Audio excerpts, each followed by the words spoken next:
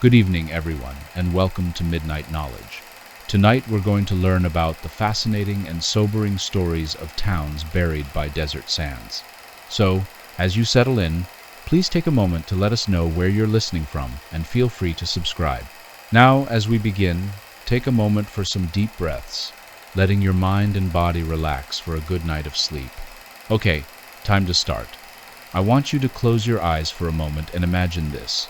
You're walking through what appears to be empty desert. The sun beats down mercilessly, and sand stretches to every horizon. But as you look more carefully, you notice something odd, a church spire poking up through a dune, the corner of a building emerging from sand like a geometric iceberg, perhaps even the rusted remains of a street sign tilted at an impossible angle. You can open your eyes now, because what I just described isn't science fiction or the premise of some post-apocalyptic movie. It's reality, and it's happened more often throughout human history than you might think. Today, we're going to explore one of nature's most dramatic magic tricks, how entire towns, cities, and civilizations can simply disappear under mountains of sand, sometimes in a matter of decades, sometimes overnight.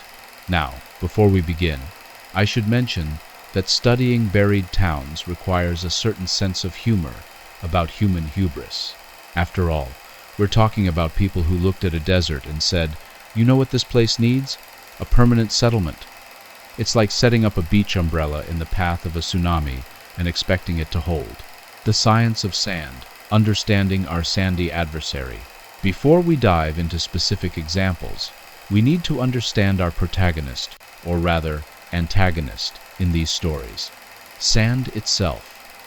Sand burial of human settlements is primarily driven by what geomorphologists call aeolian processes, wind-driven sediment transport and deposition. The process begins with what we call saltation sand grains, bouncing along the surface in a chain reaction that would make Newton proud. When wind speeds exceed the threshold velocity, typically around 12 miles per hour for medium-sized sand grains, individual particles begin to move. These moving grains strike stationary ones, causing them to bounce into the air and travel downwind before landing and striking other grains. Now, here's where it gets interesting for our buried towns. Sand doesn't just blow randomly, it follows predictable patterns based on wind direction, topography, and obstacles. Buildings, walls, and other human-made structures act like speed bumps for moving sand, causing it to slow down and deposit on the leeward side. It's essentially the same principle that causes snow to drift behind your house, except sand has the courtesy to stay put year-round. The rate of sand accumulation can be staggering. Studies in the Sahara have documented dune migration rates of up to 20 meters per year. In optimal conditions, and I use optimal here from the sand's perspective, not the residents, a single sandstorm can deposit several feet of material. The Great Dust Bowl storms of the 1930s demonstrated this dramatically, with some areas receiving over a foot of sand and dust in a single event. Case Study 1. Kolmanskop, Namibia, the Diamond Ghost Town. Our first stop on this sandy tour is Kolmanskop, Namibia, a town that proves the old saying, "Easy come, easy go," though in this case, it was more like diamonds come, sand follows. Founded in 1908 after railway worker Zacharias Lawala discovered a diamond sparkling in the desert sand, Kolmanskop quickly became one of the richest places on Earth per capita. And I do mean, quickly within 2 years. The town boasted a hospital, ballroom, power station, school, skittle alley, theater, and even an ice factory. Yes, an ice factory in the Namib Desert. If that doesn't scream human optimism in the face of environmental reality, I don't know what does. The town's prosperity was based on surface diamond mining, literally picking gems off the ground. The Namib Desert had been accumulating these diamonds for millions of years, concentrated by the Orange River and then scattered by wind and water across the coastal plains. By 1912, Kolmanskop was producing over 1 million carats annually, making it responsible for about 11.7% of the world's diamond production. But here's the thing about surface diamonds: they don't replenish themselves. By the 1920s, the easily accessible stones were depleted, and richer deposits were discovered further south. The residents began abandoning Kolmanskop, and nature immediately began its foreclosure proceedings. The Namib Desert is one of the oldest deserts in the world, having existed in some form for at least 55 million years. It had been patiently waiting while humans built their temporary civilization, and once the people left, it moved in with remarkable efficiency. The prevailing southwest winds, laden with sand from the coastline, began filling buildings grain by grain. What makes Kolmanskop particularly fascinating from a scientific perspective is how well preserved everything is under the sand. The dry desert air has mummified the town, creating a three-dimensional time capsule. Today, visitors can walk through houses where sand has poured through windows and doors like a frozen waterfall, reaching up to the ceiling in some rooms, while leaving others partially clear. The town demonstrates a crucial principle of sand burial. Abandonment accelerates the process exponentially. When residents were present, they constantly cleared sand from walkways, shoveled it away from doors, and maintained barriers. The moment that human intervention stopped, the desert's inexorable advance began in earnest. Case Study 2, Skara Brae, Orkney Islands, the Neolithic Surprise. Now, let's travel from the world's oldest desert to the Orkney Islands of Scotland, where sand burial actually did humanity a favor by preserving one of the most remarkable archaeological sites in Europe. Skara Brae is a Neolithic settlement dating to approximately 3200 BCE, making it older than Stonehenge and the Great Pyramid of Giza.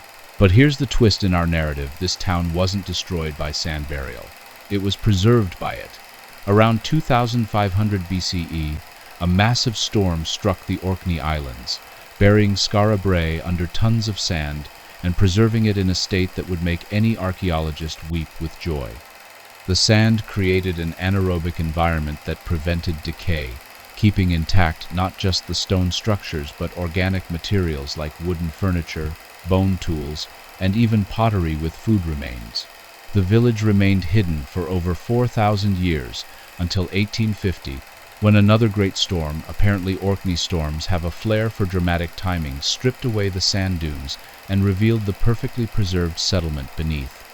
Local landowner William Watt found himself suddenly the owner of a complete Neolithic village, furniture and all.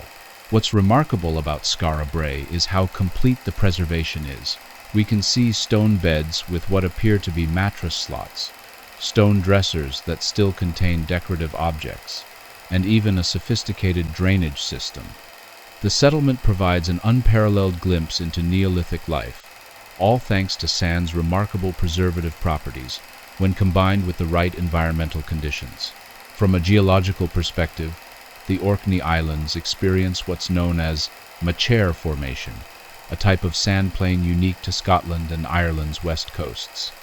Machair forms from shell-rich sand, blown inland from beaches, creating fertile agricultural land, but also making the area susceptible to sand movement during severe storms. Case Study 3, Kenfig, Wales, the Buried Burrow. Moving south to Wales, we encounter the town of Kenfig, which offers a perfect example of how sand burial can happen gradually, then suddenly like bankruptcy, as Ernest Hemingway might have said if he'd been a geomorphologist instead of a writer. Kenfig was established as a Norman borough in the 12th century and was quite prosperous for several centuries. The town had a charter, a castle, a church, and even sent representatives to Parliament. It was, by all accounts, a thriving medieval settlement. But Kenfig had one significant problem. Its location on the coast of South Wales put it directly in the path of sand dunes, migrating inland from Swansea Bay. The area experiences strong southwesterly winds that pick up sand from the extensive beach systems and carry it inland, forming what geologists call a transgressive dune system. Essentially, dunes that refuse to stay put. Historical records show that sand encroachment was a problem as early as the 14th century. The townspeople fought back admirably, constructing barriers and constantly clearing sand from streets and buildings. But they were fighting a losing battle against the laws of physics. By the 16th century, sand was seriously threatening the town's viability, and by 1607, the shifting sands had made the area largely uninhabitable. The final blow came in the form of a great storm in 1607, the same storm that caused devastating flooding along the Bristol Channel. This event deposited massive amounts of sand across the area, effectively burying what remained of Kenfig under dunes that reached heights of over 200 feet. Today, Kenfig Burrows is a national nature reserve, and the town lies buried beneath some of Wales' largest sand dunes. Occasionally, after severe storms, parts of the medieval street pattern become visible, along with portions of the castle walls and the church tower. It's like a geographical game of peekaboo that's been going on for centuries. Case Study 4. Piscinas, Sardinia, the accidental paradise. Our next stop takes us to Sardinia, where the former mining town of Piscinas provides an unexpectedly positive spin on our sand burial narrative. Sometimes, being buried by sand is the best thing that can happen to a place, especially if you're in the tourism business. Piscinas was established in the mid-19th century as a mining settlement, primarily extracting lead, zinc, and silver from the area's rich deposits. The town flourished until the mid-20th century, when economic changes made the mining operations unviable. As the miners departed, the coastal dunes began their inexorable march inland. The Piscinas Dunes are part of a larger dune system along Sardinia's southwest coast, fed by sand from the continental shelf and driven inland by the Mistral winds. These dunes can reach heights of 100 meters and migrate at rates of several meters per year. But here's where Piscinas' story takes an interesting turn. Instead of viewing the sand burial as a disaster, local authorities recognized an opportunity. Today, the area is protected as part of the Costa Verde, and the slowly disappearing mining infrastructure has become a tourist attraction. Visitors come to see the dramatic contrast between industrial ruins and pristine sand dunes, creating an economy based on the very process that destroyed the original settlement. The site demonstrates an important principle in environmental management. Sometimes the best response to natural processes is not resistance but adaptation. The semi-buried buildings and machinery create an almost surreal landscape that has become more economically valuable than the original mining operation ever was. Case Study 5. Severn, Iran, the migrating oasis. In the heart of Iran's Dashti Kavir Desert, we find one of the most dramatic examples of sand burial in recorded history, the town of Severn, which demonstrates that sometimes entire communities must literally run away from sand. Severn was established around an oasis in what is now Semnan province. For centuries, it thrived as a way station on caravan routes, with a population of several thousand people. The town had the usual complement of Middle Eastern desert settlements: a bazaar, mosque, caravanserai, and extensive qanats, or underground irrigation channels that tapped into groundwater. The trouble began in the late 19th century when changing climate patterns altered wind directions in the region. A massive sand dune complex began migrating toward the town at a rate of approximately 15 meters per year. Historical accounts describe residents' growing desperation as they watched the inexorable approach of what locals called the Walking Mountain. The townspeople tried various defensive measures. They built walls, planted vegetation, and even attempted to dig channels to redirect the moving sand. But they were essentially trying to stop a geological process with medieval technology, about as effective as fighting a forest fire with a garden hose. By 1920, the situation had become untenable. The sand dunes were over 80 meters high and had reached the town's outskirts. In a remarkable display of community cooperation, the entire population packed up and moved their settlement 5 kilometers to the east, carrying with them everything portable, including, according to local legend, several trees that they successfully transplanted. The old Severn was completely buried within a decade. Today, only the top of the minaret from the original mosque remains visible, poking up through the sand like a stone finger pointing at the sky. The new Severn thrives in its relocated position, though residents keep a wary eye on wind patterns and sand movement. Case Study 6. Dunwich, England, when sea meets sand. Our next case study takes us to the Suffolk coast of England, where the medieval port of Dunwich offers a unique variation on our theme, a town destroyed by both sand and sea, in a dramatic example of how multiple environmental forces can conspire against human settlement. In the 12th century, Dunwich was one of the most important ports in England, rivaling London in terms of trade volume. The town had 8 churches, 5 houses of religious orders, a mint, and a population estimated at over 3,000, enormous for medieval times. Dunwich sent 2 members to Parliament and was considered one of England's premier commercial centres. The town's decline began with a series of catastrophic storms in the 13th and 14th centuries. The Great Storm of 1286 blocked the harbour entrance with sand and shingle, while subsequent storms in 1347 and 1362 caused massive coastal erosion. But it wasn't just the sea that destroyed Dunwich. Sand played a crucial role. The Suffolk coast experiences a phenomenon called longshore drift, where waves and currents move sediment along the shoreline. When combined with storm events, this process can rapidly redistribute enormous quantities of sand and shingle. The storms didn't just erode Dunwich's coastline, they also deposited massive amounts of material that permanently altered the harbor and made navigation impossible. By the 16th century, most of Dunwich had either fallen into the sea or been buried under storm-deposited sediments. Today, only one church remains from the original 8, and it's precariously perched on rapidly eroding cliffs. The rest of medieval Dunwich lies buried under sand and water, creating what marine archaeologists call a drowned landscape. The story of Dunwich illustrates an important principle. Sand burial doesn't always happen in deserts. Coastal environments can be equally dramatic in their ability to bury human settlements, especially when storm events mobilize large quantities of sediment. Case Study 7. Timgad, Algeria, Rome's sandy lesson. Our journey through buried towns wouldn't be complete without visiting Timgad in Algeria, a Roman colonial city that demonstrates how even the mighty Roman Empire couldn't engineer its way out of sand burial. Timgad, known in antiquity as Thamugadi, was founded by Emperor Trajan around 100 CE as a military colony for retired veterans.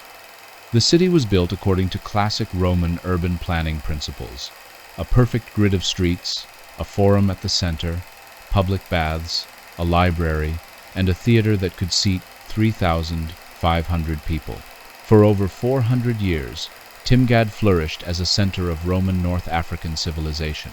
The city expanded well beyond its original planned boundaries, eventually covering over 50 hectares and housing an estimated 15,000 residents. It had all the amenities of Roman urban life: aqueducts, elaborate mosaics, public toilets with marble seats, because even in the desert, Romans insisted on their creature comforts. The city's decline began with the fall of Roman authority in the 5th century CE, but the final blow came from an enemy the Romans had never properly considered: the Sahara Desert.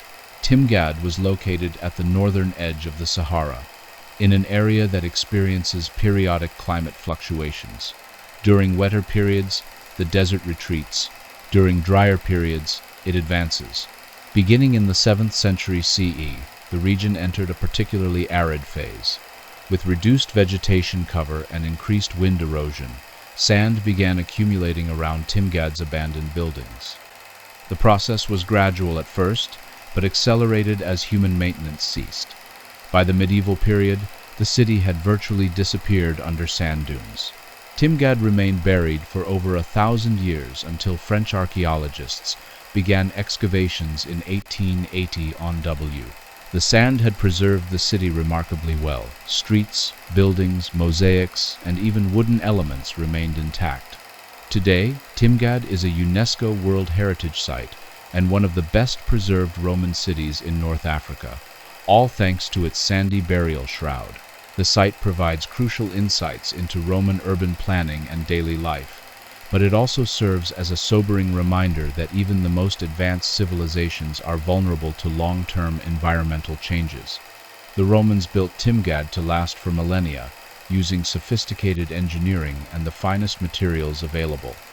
They succeeded. The city did last for millennia, just not in the way they intended. The science behind the burial. Understanding accumulation processes. Now that we've toured several buried towns, let's examine the scientific processes that make sand burial possible. Understanding these mechanisms helps explain why some settlements get buried while others don't, and why the process can sometimes be surprisingly rapid. The key factors in sand accumulation around human settlements include wind patterns, sediment availability, surface roughness, and what geomorphologists call accommodation space, essentially, room for sand to accumulate. Wind patterns are crucial because they determine both the direction and energy of sediment transport. Consistent wind directions create predictable accumulation patterns, while variable winds can bury settlements from multiple directions simultaneously.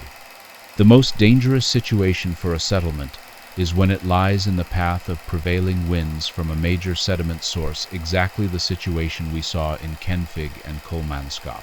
Sediment availability is equally important.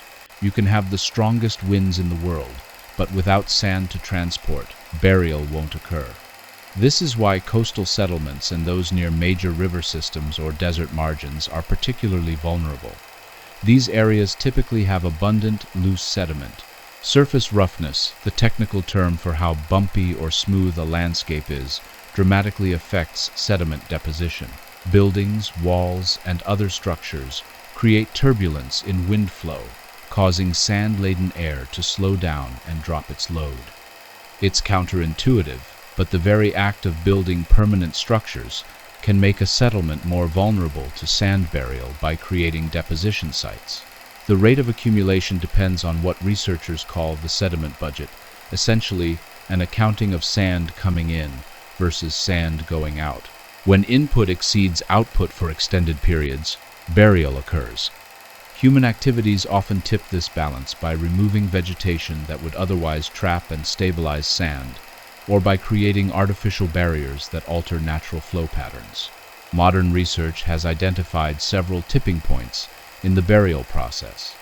Initially, sand accumulation around structures is slow and manageable.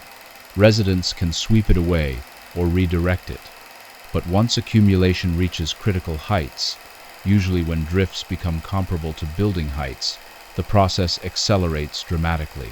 This is because larger drifts create more turbulence and trap even more sand, creating a positive feedback loop.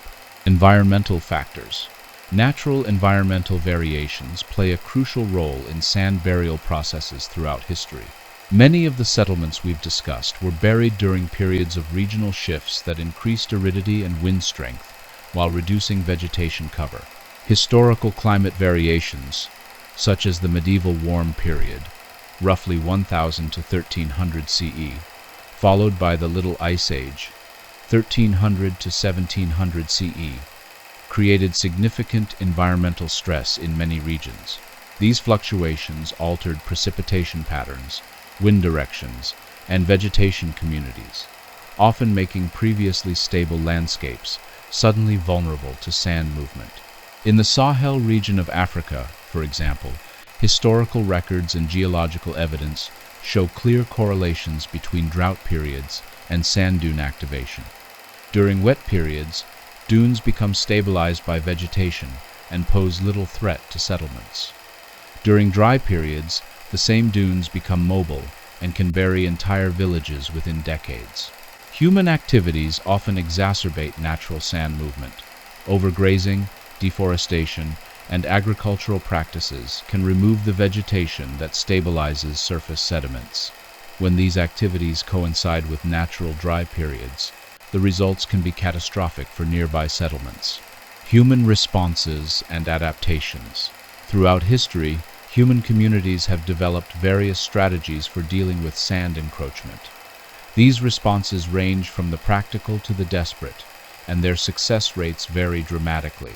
The most common initial response is active sand removal, essentially fighting a guerrilla war against accumulating drifts. Historical records from threatened settlements often describe communal efforts to clear streets, dig out buildings, and redirect sand flows. The town of Krokur in Iceland, for example, organized regular community sand clearing events well into the 20th century. Barrier construction is another common strategy. Residents build walls, plant hedgerows, or install artificial structures designed to trap sand before it reaches the settlement. The effectiveness of these measures depends heavily on proper design and maintenance. Poorly constructed barriers can actually accelerate burial by creating turbulence that deposits sand in unwanted locations. Vegetation management represents a more sophisticated approach. Many successful anti-sand strategies involve planting specific species that can trap and stabilize moving sand. Marram grass, tamarisk trees, and various desert shrubs have been used worldwide for sand control. The key is selecting species that can survive local conditions while effectively trapping sediment. Some communities have adopted more radical solutions.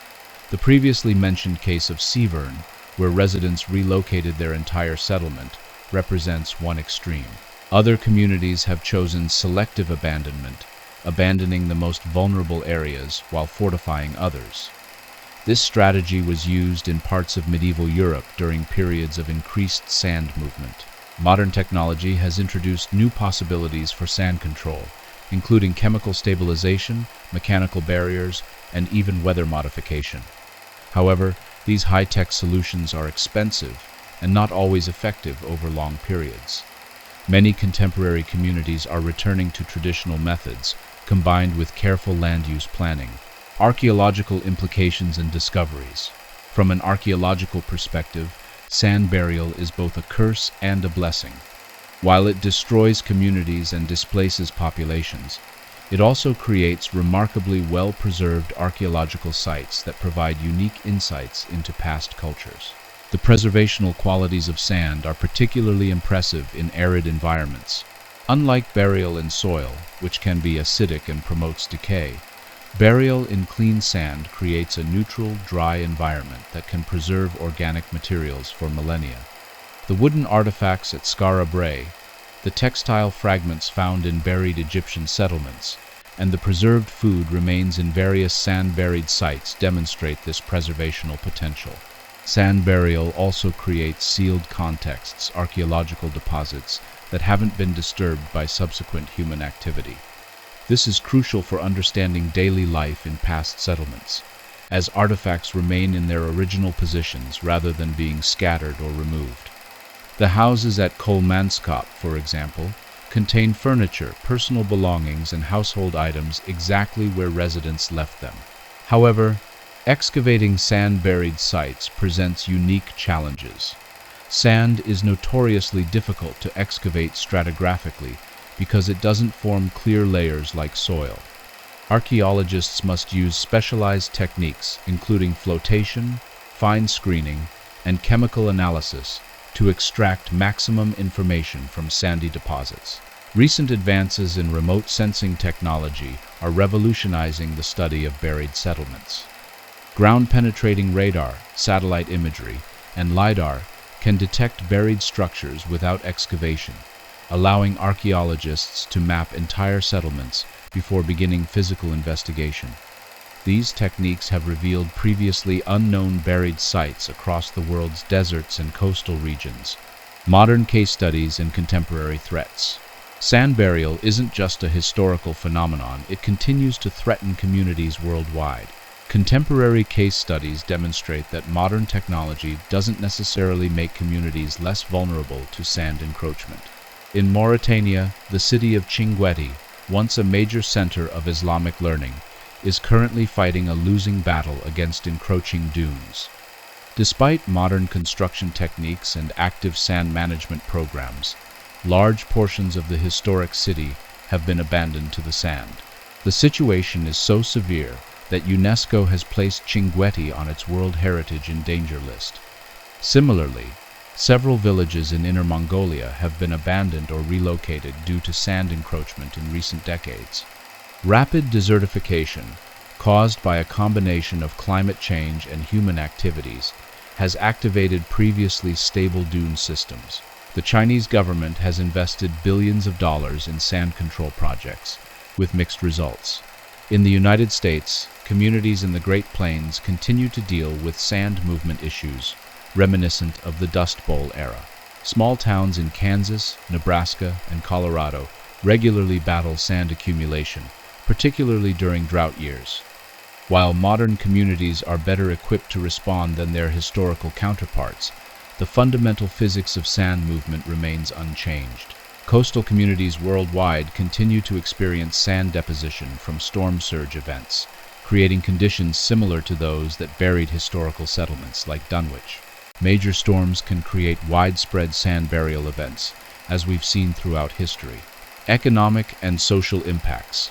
The economic impacts of sand burial on human communities are both immediate and long-lasting. In the short term, sand accumulation increases maintenance costs, reduces property values, and can make areas uninhabitable. The long-term impacts include complete economic collapse, population displacement, and loss of cultural heritage. Historical records from threatened settlements show consistent patterns of economic decline preceding abandonment. Trade routes become impassable, agricultural land is buried, and infrastructure becomes impossible to maintain. The cost of fighting sand accumulation eventually exceeds the economic value of remaining in place, leading to the rational decision to abandon the settlement. Modern communities face similar economic pressures, but with some important differences. Government assistance programs, insurance systems, and modern transportation networks can provide support that wasn't available to historical settlements. However, the fundamental economic equation remains the same. If the cost of staying exceeds the benefit, people will leave. The social impacts of sand burial are often overlooked but equally significant. Communities facing sand encroachment experience increased stress, social fragmentation, and loss of cultural identity. The gradual nature of most sand burial processes can be particularly psychologically challenging, as residents must make repeated decisions about whether to stay or leave. Interestingly, some communities have found ways to turn sand burial into an economic opportunity. Tourism based on buried town attractions generates significant revenue for regions that might otherwise have little to offer visitors. The transformation of Kolmanskop from abandoned mining town to tourist destination demonstrates how communities can adapt to and even benefit from environmental challenges. Mitigation strategies and future planning. Modern understanding of sand movement processes has led to more effective mitigation strategies, though success still depends heavily on proper implementation and long-term commitment. The most successful approaches combine multiple techniques tailored to specific local conditions. Integrated landscape management represents the current best practice for sand control. This approach considers entire watersheds or coastal systems rather than focusing solely on protecting individual settlements. By managing sediment sources, transport pathways, and deposition zones as integrated systems, planners can often redirect sand movement rather than simply trying to stop it. Early warning systems are becoming increasingly sophisticated, using satellite monitoring, weather data, and computer modeling to predict sand movement patterns. Communities with advance warning of potential burial threats can implement protective measures before critical thresholds are reached, significantly improving their chances of successful defense. Land use planning represents perhaps the most important tool for preventing future sand burial disasters. By understanding historical patterns of sand movement and incorporating climate change projections, planners can identify areas unsuitable for permanent settlement. While this approach doesn't help existing communities, it can prevent the creation of new, vulnerable settlements.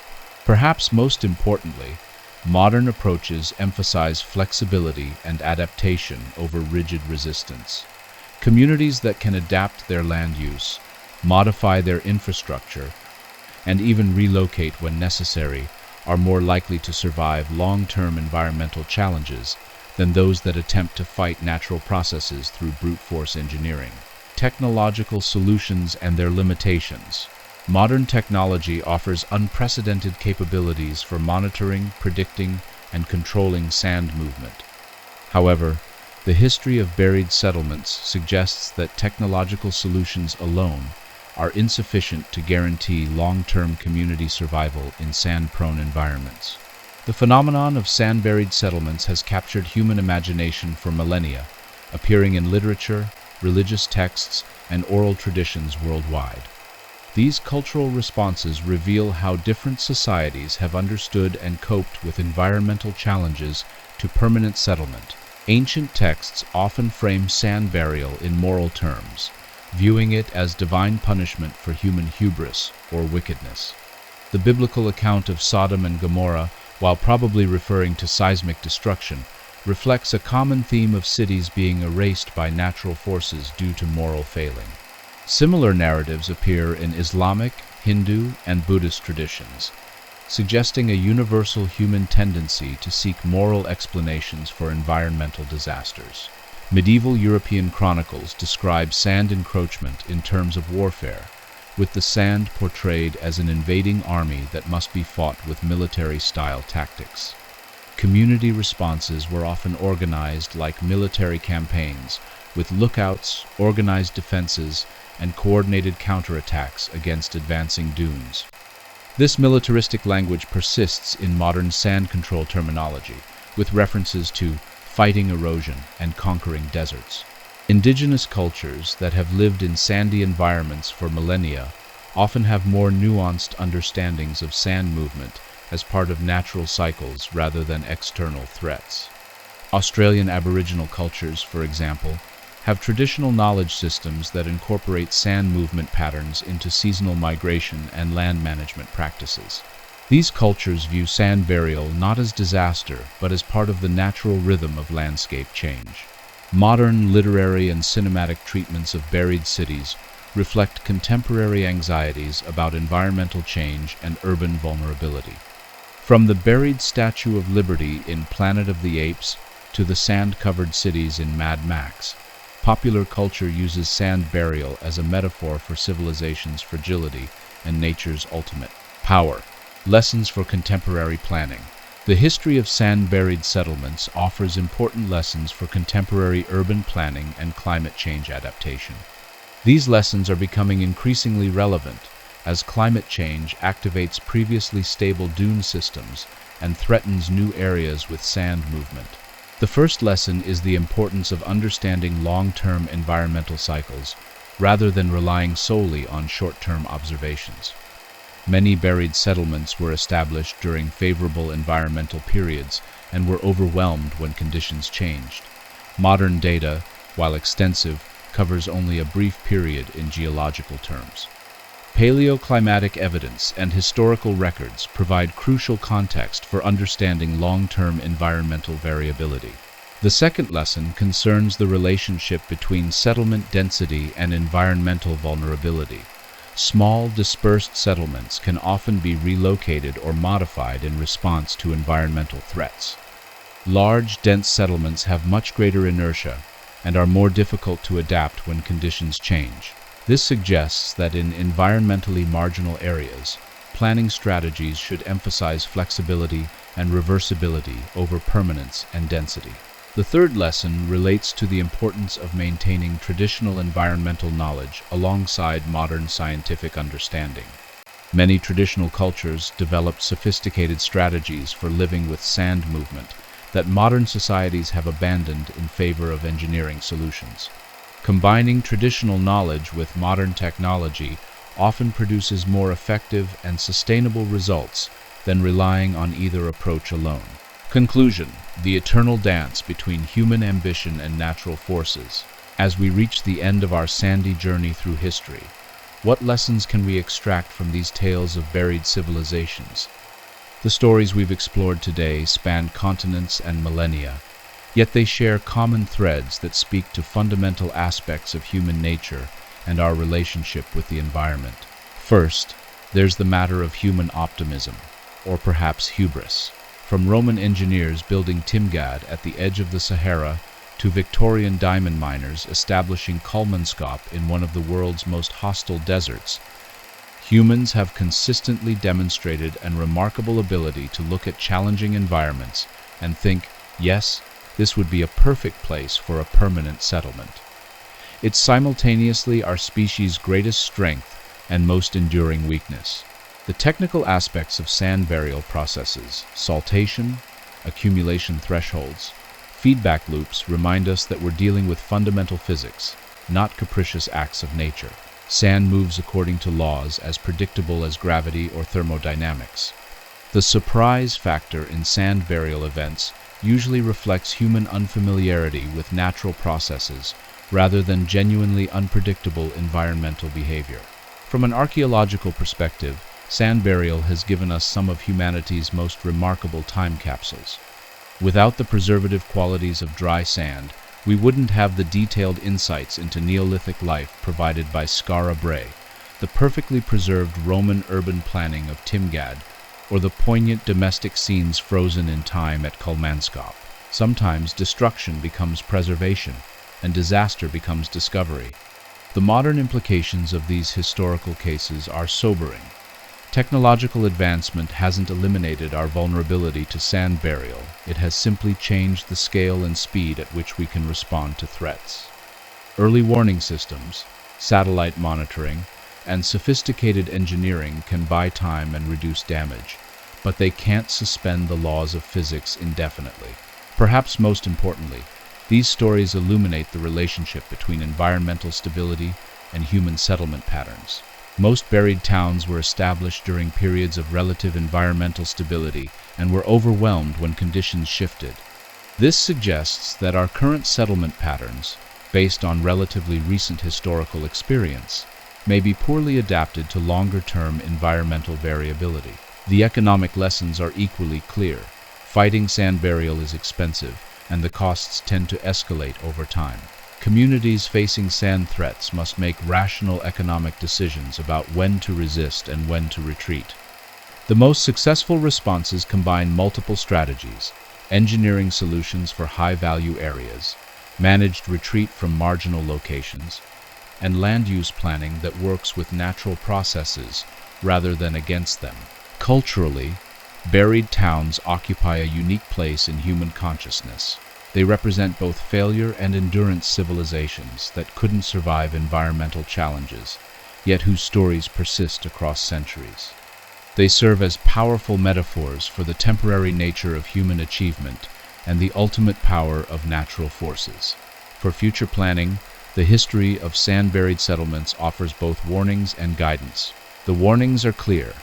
Environmental conditions can change rapidly, human infrastructure can be more vulnerable than we assume, and technological solutions have limitations. The guidance is equally valuable. Early recognition of threats allows more options. Flexible responses work better than rigid resistance, and traditional knowledge often provides insights that modern science overlooks. As we face contemporary environmental challenges, the stories of buried towns remind us that successful human societies have always been those that could adapt to changing conditions, rather than those that tried to force the environment to remain static.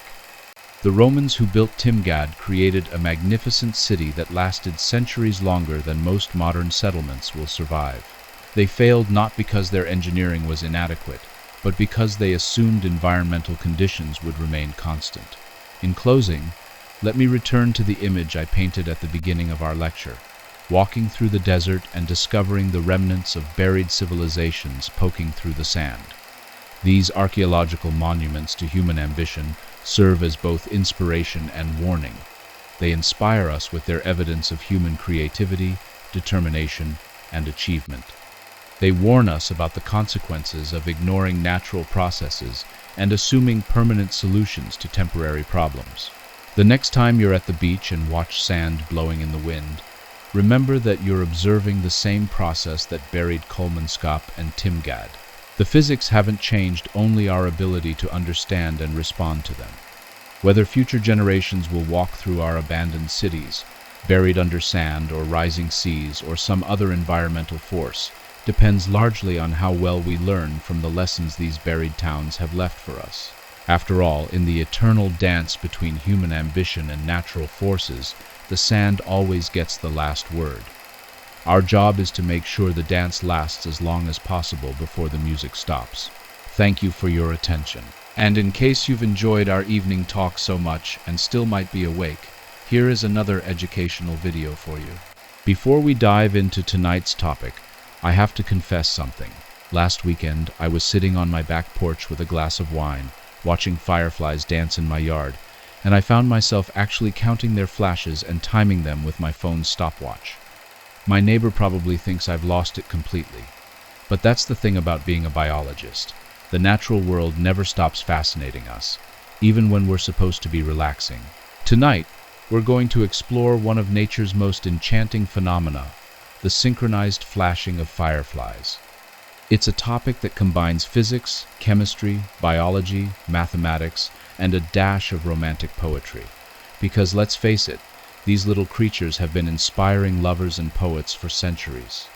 By the end of our time together, you'll understand not just how fireflies create their magical light show, but why they sometimes decide to flash in perfect unison, creating what can only be described as nature's own version of a stadium wave. Let's start with the basics. Fireflies aren't actually flies at all, they're beetles. I know, it's like finding out that killer whales aren't whales or that guinea pigs aren't pigs. The scientific community apparently has a sense of humor when it comes to common names. These beetles belong to the family Lampyridae, which comes from the Greek word lampein, meaning to shine. There are over 2,000 species worldwide, and each species has its own signature flash pattern. Think of it as their biological business card, or perhaps their dating profile. The light production itself is a marvel of biological engineering. Fireflies create light through a process called bioluminescence, which is essentially a cold chemical reaction that converts chemical energy directly into light with almost no heat waste. Compare this to your standard incandescent light bulb, which wastes about 95% of its energy as heat. If Thomas Edison had studied fireflies first, we might have had much more efficient lighting from the start. The chemistry behind this process is elegantly simple yet incredibly sophisticated. In specialized cells called photocytes, located in the firefly's abdomen, a compound called luciferin reacts with oxygen in the presence of an enzyme called luciferase.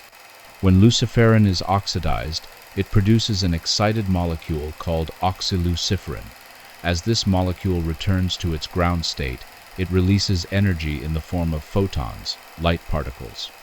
The whole reaction also requires ATP, the same energy currency that powers virtually every biological process in living organisms. What makes this reaction particularly remarkable is its efficiency.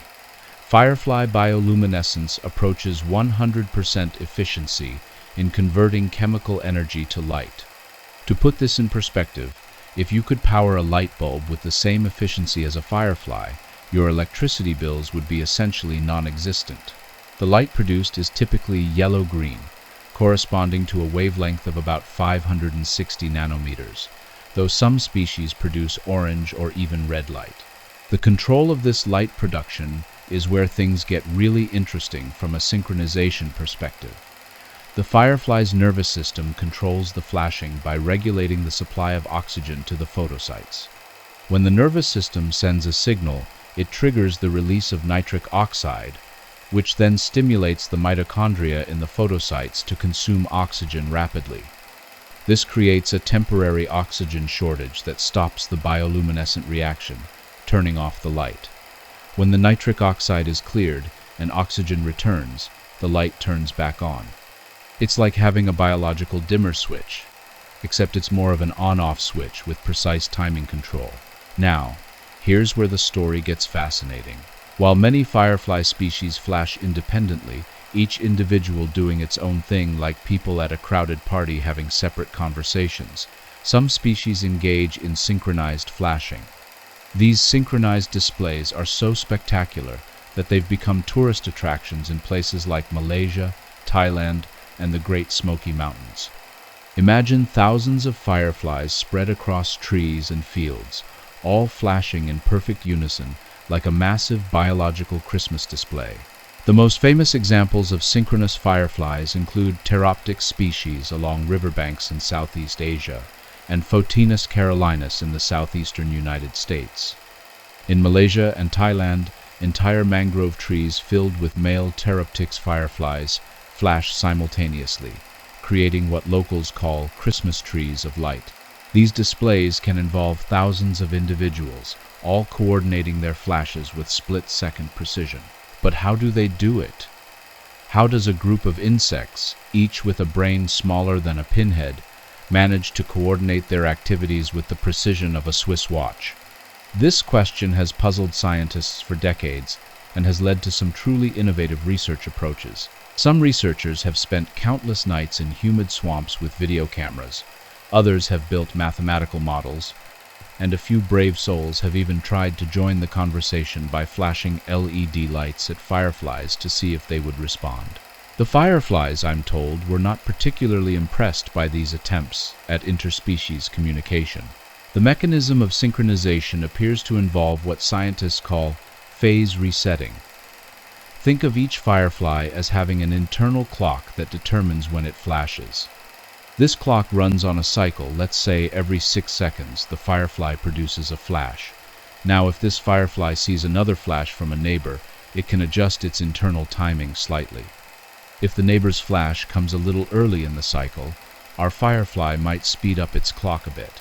If the neighbor's flash comes late, it might slow down.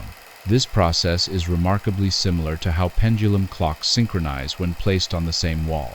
The Dutch physicist Christian Huygens first observed this phenomenon in the 17th century when he noticed that pendulum clocks in his workshop would gradually synchronize their swinging patterns. The tiny vibrations transmitted through the wall caused the clocks to influence each other's timing until they were perfectly aligned. Fireflies essentially do the same thing, but instead of mechanical vibrations, they use light signals transmitted through the air.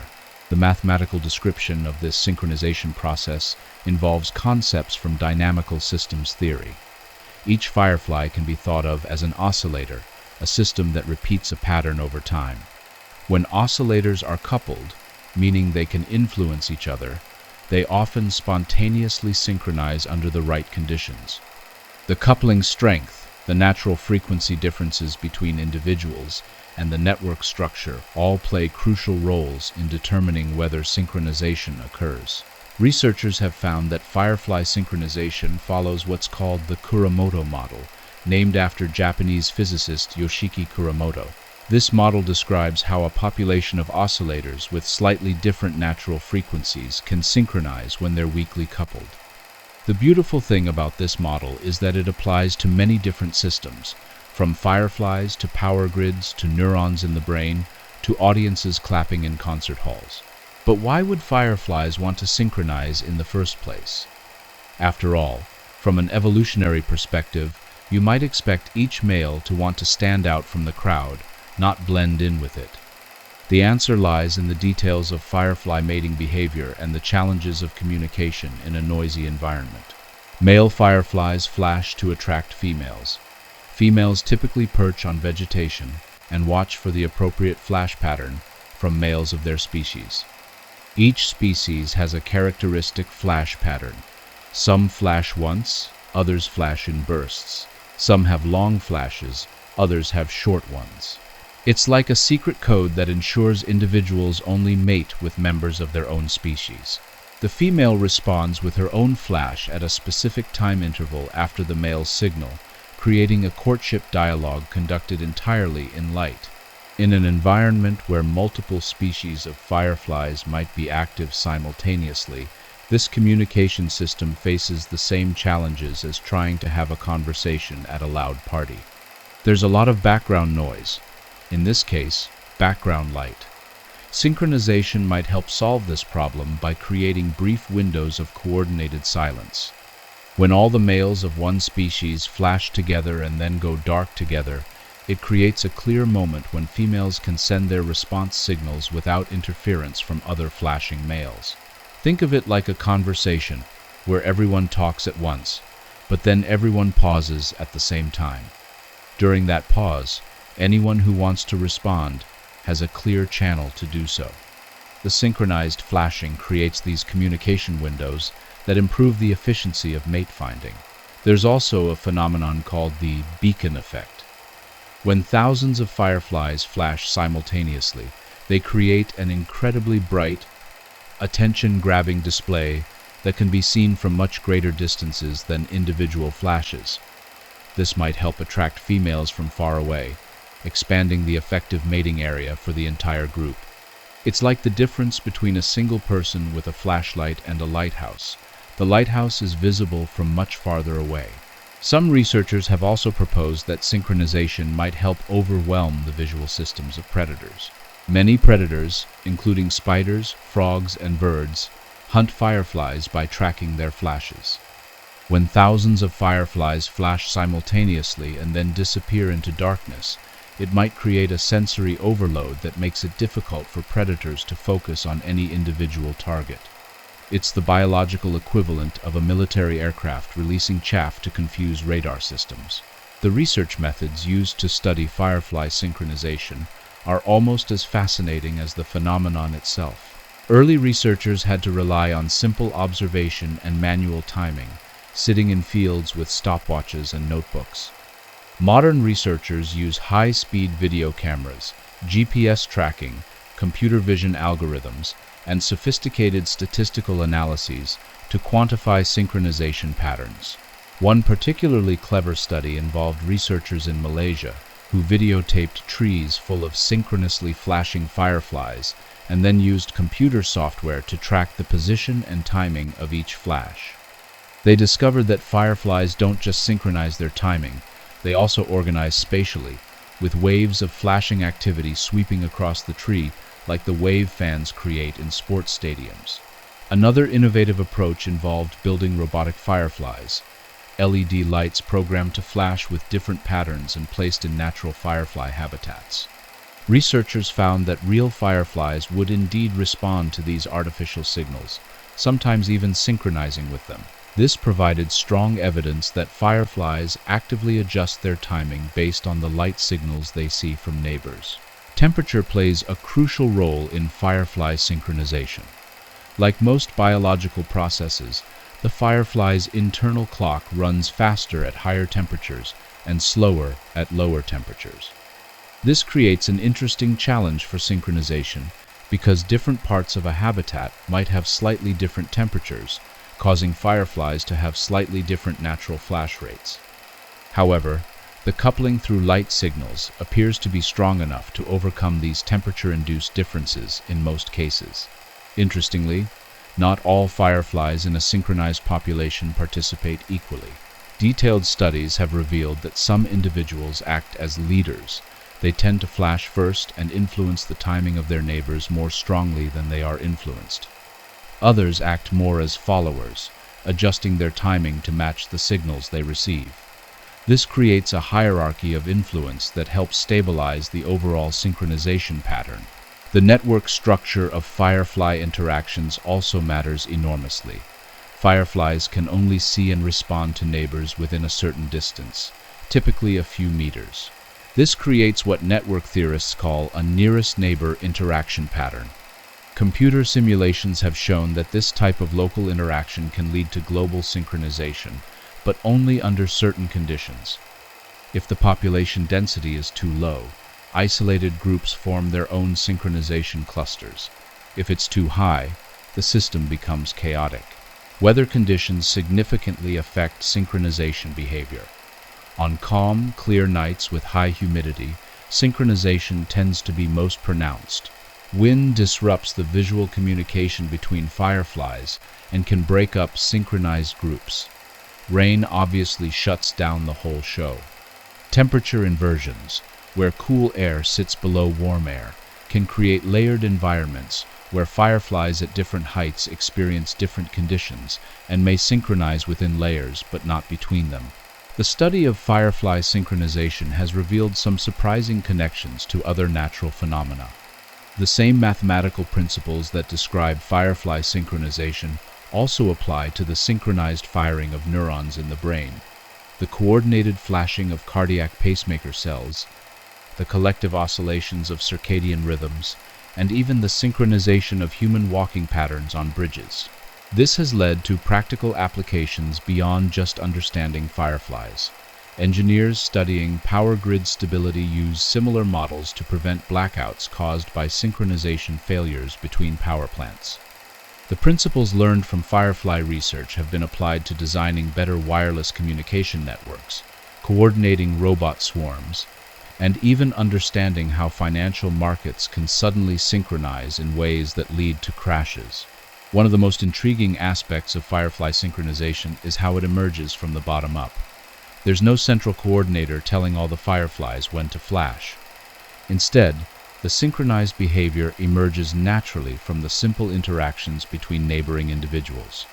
This is a beautiful example of what scientists call emergence, complex organized behavior arising from simple rules followed by individual components. The mathematics of this emergence can be quite sophisticated. The transition from unsynchronized flashing to perfect synchronization doesn't happen gradually. It occurs as a sudden phase transition, similar to how water suddenly freezes into ice at a specific temperature. Below a certain threshold of coupling strength or population density, the fireflies flash independently. Above that threshold, synchronization suddenly appears. This phase transition behavior has been observed in laboratory studies where researchers controlled the density of fireflies in enclosed spaces. At low densities, each firefly does its own thing. As density increases, small clusters of synchronized fireflies begin to appear. At a critical density, the entire population suddenly snaps into synchronization. It's like watching a crowd of people who are milling around randomly suddenly organize themselves into a coordinated dance. The role of environmental cues in firefly synchronization is another active area of research. Some studies suggest that fireflies use landmarks like tree lines or riverbanks to help organize their spatial patterns. Others have found evidence that fireflies adjust their behavior based on the overall light level in their environment, flashing more vigorously on darker nights. Recent research has also explored the genetic basis of synchronization behavior. Different populations of the same firefly species sometimes show different synchronization patterns, suggesting that there might be genetic variation in the neural circuits that control timing.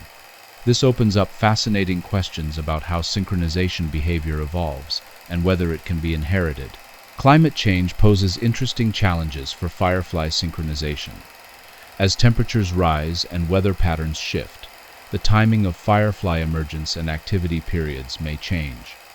Since synchronization depends on having enough individuals active at the same time in the same place, any factors that affect population dynamics or activity patterns could disrupt these spectacular displays. Habitat fragmentation is another concern. Firefly synchronization requires fairly large, continuous populations. As forests are broken up by development, firefly populations become isolated in small patches that may be too small to support synchronization. This could lead to the loss of synchronized displays, even if individual fireflies survive in the fragments.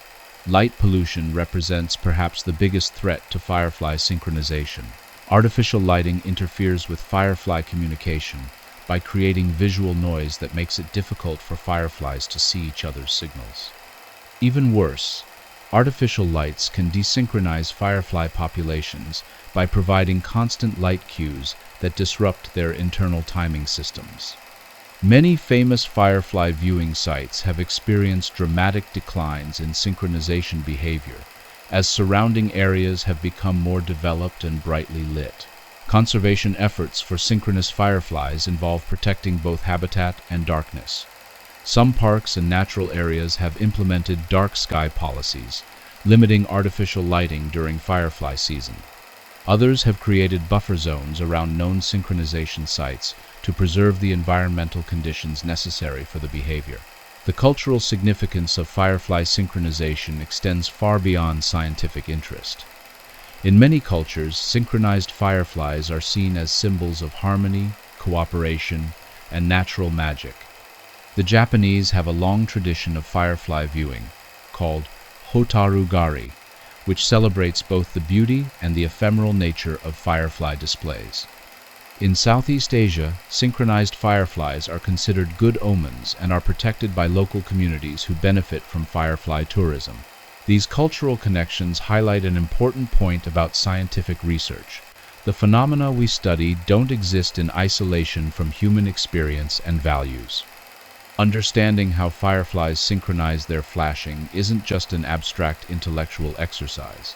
It connects us to the natural world in ways that can inspire wonder, inform conservation efforts, and provide insights applicable to human challenges. The future of firefly synchronization research promises to be just as exciting as its past.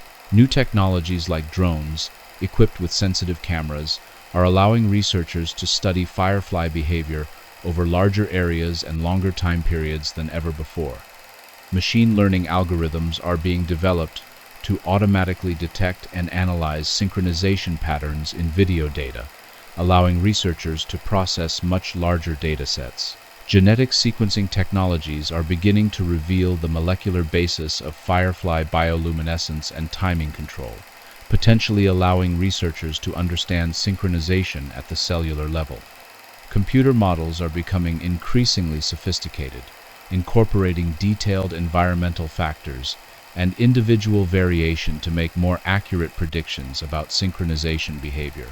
There's also growing interest in using firefly-inspired principles to solve technological challenges. Researchers are working on developing artificial lighting systems that mimic the efficiency of firefly bioluminescence.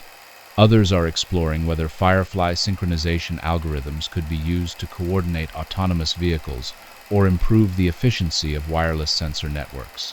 As we wrap up our exploration of this remarkable phenomenon, it's worth reflecting on what firefly synchronization teaches us about the natural world more broadly. These tiny insects, with their pinhead-sized brains and simple nervous systems, are capable of creating displays that rival our most sophisticated human orchestrations. They demonstrate that complexity and beauty can emerge from simple interactions, that cooperation can be more effective than competition, and that nature has solutions to coordination problems that we're only beginning to understand. The next time you see fireflies on a summer evening, whether they're flashing independently or in synchrony, take a moment to appreciate the incredible biological and physical processes at work. Each flash represents a precisely timed chemical reaction, a complex neural computation, and a communication signal that connects one individual to its community. When those flashes synchronize, you're witnessing one of nature's most beautiful examples of spontaneous organization, a living demonstration of how simple rules can give rise to extraordinary collective behavior. And if you find yourself timing their flashes with your phone like I did, don't worry, you're in good company. Some of the world's leading scientists have spent their careers doing essentially the same thing, just with more sophisticated equipment and better theoretical frameworks. The wonder and curiosity that makes you want to understand how something so beautiful works is exactly the same impulse that drives scientific discovery. The story of firefly synchronization reminds us that nature still holds countless mysteries waiting to be understood. Every summer evening, in forests and fields around the world, millions of fireflies are conducting experiments in coordination and communication that we're still learning to decode. Their light shows aren't just beautiful, they're also textbooks in biology, physics, and mathematics, written in the language of light against the darkness of night. Thank you for joining me on this journey into the fascinating world of firefly synchronization. I hope you'll never look at these magical insects the same way again, and perhaps more importantly, I hope you'll carry with you a deeper appreciation for the incredible complexity and beauty that emerges from the simple interactions of living things. And in case you've enjoyed our evening talk so much and still might be awake, here is another educational video for you.